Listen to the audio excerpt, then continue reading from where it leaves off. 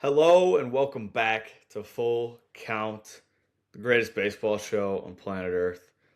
I've been ranking the teams 30 to 1, and you clicked on this video because in the 26th spot, I have your Miami Marlins. I like the Marlins, I really do, and I think that I don't. If they weren't in the NL East, I definitely wouldn't have them this low. Coming off of a really good year last year, I believe 79 wins. Um, Honestly, really, really good year. It's a little late, so if I look tired, that is why. Um, and this whole beard thing, I don't know about it, but girlfriend likes it, so I'm rocking with it right now. But, anyways, the Marlins last year were pretty good. They lost a couple guys, but like a couple bats, and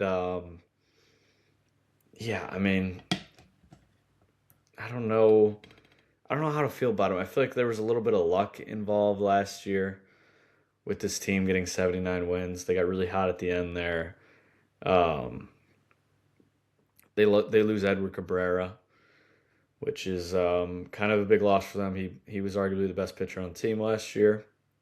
Not even arguably, he probably was. But yeah, the Marlins here at 26, and we're kind of just gonna dive into everything you can expect from them in the 26th season, 2026 season. So, look, do I expect much out of them? No, I have them in the 26. But that being said, I do think there is an avenue to them making the playoffs this year, as there is for really any team. But Marlins specifically, I mean, they were really close last year. They were really close. Um, so look, yeah, it's not that bad of a team. They're young. I do think they have a bright future, but we'll just get into it. We'll get into it. All right, so get into this lineup. In the one hole, we got center fielder Jacob Marzi. Jacob Marzi got called up last year and honestly didn't skip a beat. He hit 292 with a 363 on base and a 478 slug for an 842 OPS, way above league average. He graded out pretty well in center field also. I think you're looking at a top 10 ish center fielder in the game. Like Jacob Marzi's a stud. Don't get it wrong. Um, yeah, that's really all I have with Jacob. Like, he's just a good center fielder. He's a good leadoff hitter. He's a good player. We need to see more from him, obviously. Small sample, but no, he was good when he got called up last year, and I like him in the one spot. I like where this lineup starts with Jacob Marzi. And I like where it leads into with Xavier Edwards. Sometimes I like the contact guy in the two hole, which is exactly what Xavier Edwards is. Kind of like a Nico Horner ish type of player on this team. So I like Xavier. He'll be playing second base for them. I think he played a lot of shortstop last year. I don't know for sure, but anyways, I was really high on Xavier Edwards going into the 2025 season. Last year, I talked about him very highly. And he was exactly the player that I expected. He hit 282 or 283 with a 343 on base. He's not a power guy, and that's okay. I think at Xavier's ceiling, I think he's a Nico Horner, like what Nico Horner did in 25. He put together a season worth 3.2 WAR. And did I mention that he stole 58 bases in the last 2 years? And he only played 70 games in 24. So think about how many bases that is. He doesn't whiff. He doesn't strike out. He squares the ball up. And he has a lot of range at second base. Xavier's a good baseball player. Really good start here in the one and the two. And it's about to get even better. In the three hole, left fielder, Kyle Stowers. I was so wrong about this guy. I did not expect this coming at all. I remember last year's episode. If I could figure out how to put the clip in there, I would. But we basically talked about Kyle Stowers, and we are like, yeah, this guy's just not a good baseball player, whatever. Like, we were talking stupid. That's back when I had Grant, so that's why I'm saying we. There were two guys. And we both were not high on him. He was nuts last year. In 117 games, Kyle Stowers hit, or he's Stowers, some people call him that, whatever. I'm calling him Stowers. Kyle Stowers hit 288 with a 368 on base and a 544 slug for a 912 OPS. 912. making him 49% better than a league average hitter in 2025. My God. Did I mention he hit 25 homers and 21 doubles? He was 98th percentile in barrel percentage, 94th in hard hit percentage, 95th in expected slugging, 88th in bat speed. You get the point. The crazy thing is there's still so much room to improve because this guy strikes out and whiffs a ton. I love Kyle Stowers. He's a stud. There's no doubt about it anymore. I didn't know it last year. I was wrong about him. There was really nothing I liked about his game last year, but he's here, and I think he's here for good. He's a really good ball player.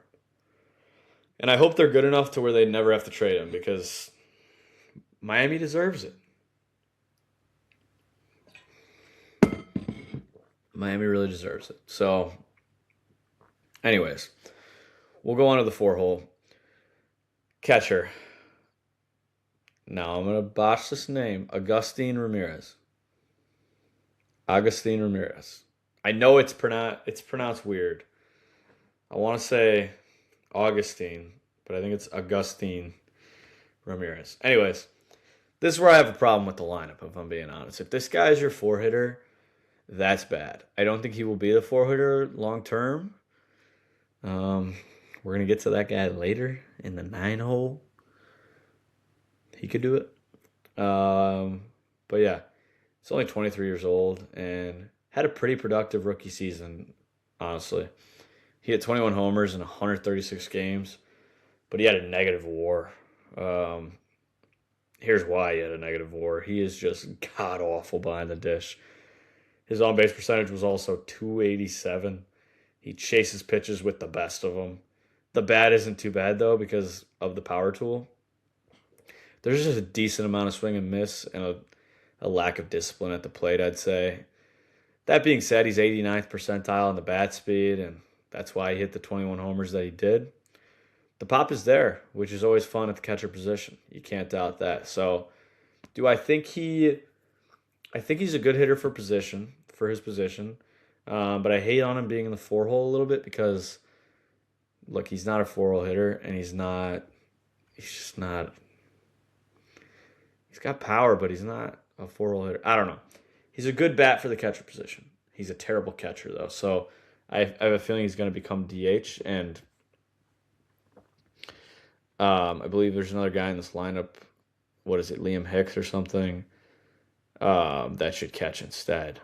And then you maybe throw Griffin Conine, play a little first, and then Ramirez DH. That's more what I would look at, but I'm not the manager of this ball club, so not going to happen. But anyways, into the 5-hole, Griffin Conine. Look, I think Griffin Conine's actually really good, but we just haven't seen much from him. In 2 years, he's played 54 games due to that shoulder injury last season. And people tend to the shoulder injuries are bad, but no, I mean the 54 major league games have been solid though. Like nothing crazy, but definitely not bad. He's at 261 with a 320 on base, 435 slug for a 755 OPS, which makes him a little above league average hitter. If he can repeat this in 2026 for a full season, like that'd be fun. He's hit 11 doubles in 53 games, so that projects well for a full season as well. I like Griffin Conine, and I think he's the guy that Marlins fans are really excited about. They seem to be high on him, and I think they should be. He's going to be a solid big leaguer. So, yeah, love this in the 5-hole for them, not for a contender. In the 6-hole, shortstop Otto Lopez. I actually really like Otto Lopez. He's a good big leaguer, especially at second base position, which is where he was. That being said, he's moving to shortstop. He's a second baseman who's going to play shortstop because Xavier Edwards will move to second. Yeah, I love this middle infield for them. Last year, he had 15 homers while grading out as a fantastic defender in terms of outs above average, where he was 96th percentile with 9 OAA, which is outs above average. He's a pretty good runner on the bases as well. 35 stolen bases in the last 2 seasons. He really doesn't strike out, doesn't whiff a lot, squares the ball up. There's just not a ton of pop, but he did have 15 balls leave the lot last year, so I like him. Marlins have a good ball player here in Otto Lopez, in my opinion. I think he's good. And good production out of second base last year, man. First baseman Liam Hicks will be in the 7 hole. Another young guy that I like. This team has a really good young core, as I mentioned earlier, and a fun lineup. But anyways, Liam Hicks is a 26-year-old first baseman who has a similar profile to Nolan Schanuel. I compare him to Nolan. Liam doesn't swing and miss. He doesn't strike out. He doesn't chase. He takes his walks. All of this is good. He's not a typical first baseman at all, though. He has no pop, like zero pop. He's in the first percentile in exit velo. Like, he has zero pop. Fifth in hard hit percentage, ninth in barrel percentage. Like, there's no pop in his game. I think he's going to only get better with those things, though. I think you're looking at a future all-star here in Liam Hicks. I love a guy who takes his walks. He's a catcher who's playing first base, as I mentioned earlier, so he brings some value there as a guy who can replace Ramirez and give him some rest. So I really like Liam Hicks. I think sneaky one of the best players on the team. So, but we'll see what he does with a full year next year. Maybe add some pop. So, gonna just wait and see on that one. In the 8 hole, you're looking at third baseman Connor Norby. We saw 88 games out of Connor last year, and they were solid. But if I'm being honest, he's probably the worst hitter in the starting 9, in my opinion at least. Not very high on Connor. I hope he proves me wrong because I like the Marlins, as I have been saying this whole time. He's only 25 years old, so obviously he can improve. But as for the current player, I'm not big on him. And that's really all I'm going to touch on Connor because, like I said, I'm just not big on him, and I don't like to talk down on a guy. But obviously, like I said, 25 years old, he's got a lot left in the tank, a lot to learn, a lot to grow. So he could be a good major leaguer here. We'll see. In the 9 hole, you got right fielder Owen Casey. This guy is so good. I sprinkled a bit on the Rookie of the Year. I'm not going to lie. NL Rookie of the Year. Last year, we saw some brief time in the majors. He appeared in 12 games. He had 1 homer, 1 double, a couple other knocks on the side. I believe 5 hits total in 12 games. Don't care about it. This dude has it, though. I don't care about the 12 games. Last season in AAA, he had 286 with a 386 on base, 551 slug for an OPS of 937 in 99 games. And in those 99 games, he produced 22 homers and 28 doubles, 106 hits in 99 games. He's a dog. Every time he gets to the plate, you expect something big. You expect a double in the gap. He's just a dog. He's only 23 years old. He's 23 years old. Watch out for him in the WBC for Team Canada. He is going to make some noise. He barrels the ball. He has a high bat speed. He's going to hit for some power in this league. And I just love him rounding out the lineup for the Fish. I mean, just what a great last second kind of move for them. Well, not last second, but great trade for them. Kind of, because he lost a really good pitcher. But Owen Casey's going to be a very good hitter in this league for a long time. And, yeah, I like what they got out of that deal. So Owen's a dog. And the Cubs knew it. The Cubs know that Owen's a dog. So that's what I got to say there. Some fun names as well. Christopher Morel will be coming off the bench. In 2023, this guy was lights out. The OPS was in the 8s for a full season. I believe 26 homers was the number. Christopher Morel was so good in 2023. And then Astory Ruiz is a guy that we've seen, I mean, with the A's, he's just a fun player, fun name. So those are 2 guys I'm kind of excited about as well. So yeah, that kind of wraps up all the hitting, all the lineup. It's a fun lineup. Like I said, it has potential. Some guys I worry about there, but no, it's a good lineup. It's just not, you don't have the big boppers, I'd say, other than Kyle Stowers. So And I think Owen Casey's going to be really good. I think he's going to win the NL Rookie of the Year. I think the Cubs are really missing out on that, but Ian Happ, no trade clause, because I think he would have taken that spot in a heartbeat. And Seiya as well. I think he would. But anyways, yeah, Owen Casey, very good player. So that's all I gotta say. Now we're gonna get into the starting pitching. It's I like the 1-2 punch. Let's just say that. In the one spot, Sandy Alcantara. I don't care how bad the numbers look from last year. Sandy Alcantara is an ace by all measures of the definition. He was a Cy Young back in 2022. We all know that. Or was it 23? I don't know. 22. I'm going to go with it. We know that. He has ace stuff still post injury, like 91st percentile in the fastball velo last year. He didn't strike out a ton of guys and didn't get a lot of swing and miss. But Sandy's a dog, and I 100% believe that he'll be back this year. But if he's not, this pitching staff looks a lot worse.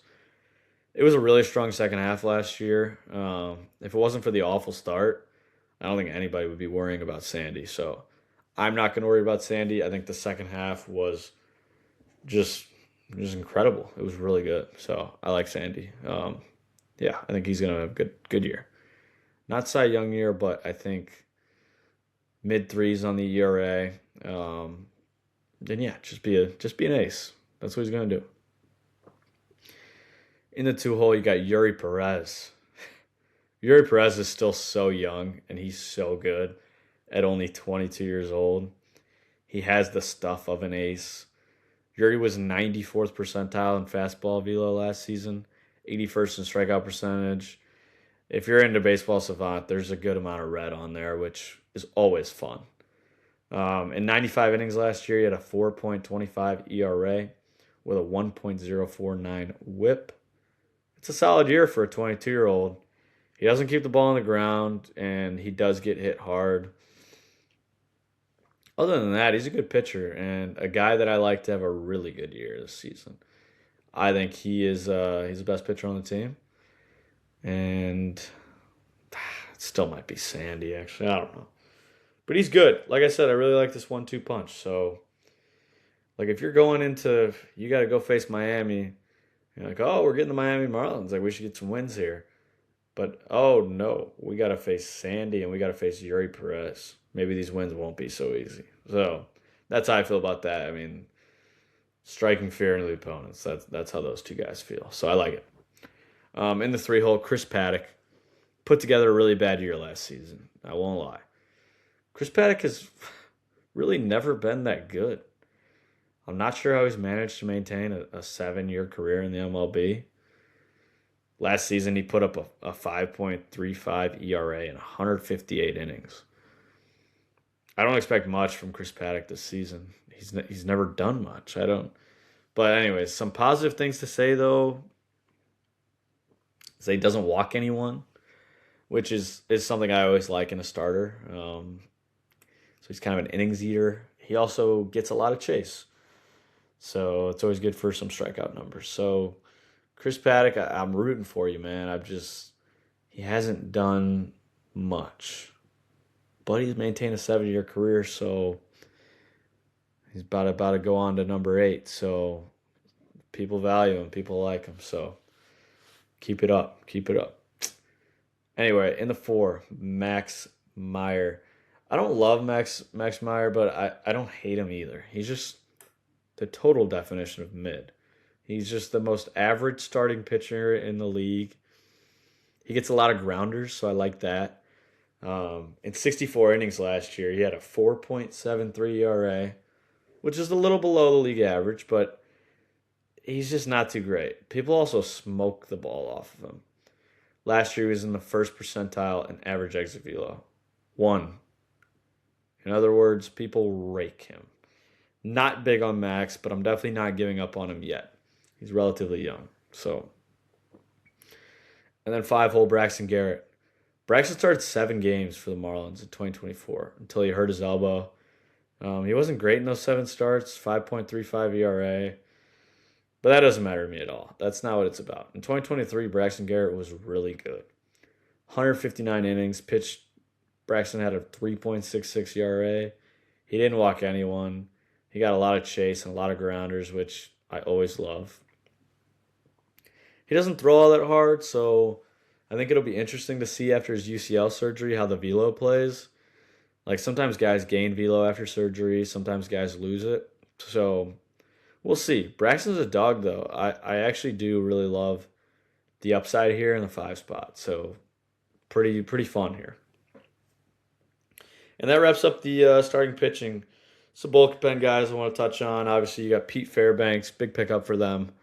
Calvin Foucher, and Tyler Phillips. I think those are the 3 main guys you're looking at if you're a Marlins fan. Kind of solidify that bullpen. Now, do I think they are the, what am I on, 4th, 5th worst team in baseball? Whatever. Do I think they're the 5th worst team in baseball? No. But the reason they're in this spot is because I think they're the 5th worst record in baseball. It's the division for me. Do I think the roster is the 5th worst? No, I don't. I think there's some upside here. And it's the same reason why I have the Angels in the previous video. Why I had the Angels at 27. It's not a bad roster. Just a lot of things have to go right for this thing to go right. So it's tough for me with this team. I just don't. You can't sell me on this starting pitching right now with Chris Paddock and Max Meyer. Those two just I don't want to see them in my starting rotation. Getting rid of Ryan Weathers. I didn't even mention that at the beginning, but that hurts. Losing Edward Cabrera and Ryan Weathers is going to hurt anybody. Definitely going to hurt a Marlins team with not a lot of depth. So, yeah, it's tough to say how this year is going to go because they did play so well last year.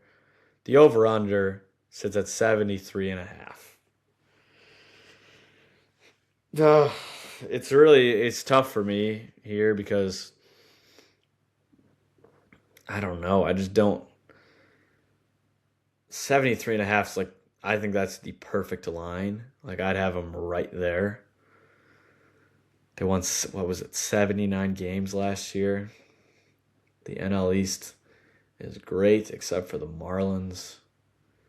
I think the Phillies have a down year this year. I think the Mets are going to be really good. I think the Braves will be back. 73.5.